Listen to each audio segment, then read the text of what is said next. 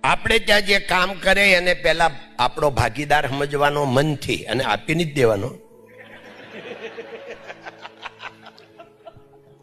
પણ મનથી એને ભાગીદાર સમજી અને આપણે ત્યાં જે કારીગર કામ કરે છે એની લાયકાત 20,000ની હોય એટલે એને 25,000 પગાર આપવાનો. પછી ભલે બધા લઈ જાય, 26માં કોક લઈ જાય તેને ખોટ જાય, પછી ભલે લઈ જાય. હું હીરામાં 60 વર્ષ હતી, આ ગઈ બીજી એપ્રિલે 60 વર્ષ પૂરા થયા, અને 55 વર્ષથી કારખાનું હાલે છે. અમારા ફેક્ટરીમાં પગારનો પી બોલવાની મનાય છે. પગારનું કોઈ કહે એટલે તે દી જ રજા. પગારનો પી બોલવાની મનાય છે, અને છતાં મોટું વેઇટિંગ લિસ્ટ છે આવવા માટે.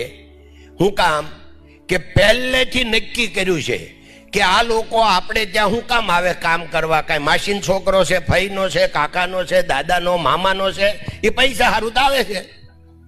તો એને પૈસા આપો, મનથી આપો, ઉદાર દિલથી આપો. એટલે એની લાયકાત 20,000 હોય ને તમે 25,000 આપો. લાખની છે, 1,10,000 આપો. એટલે તમારે કોઈ દે કારીગરને ગોતવા જવું પડશે નહીં.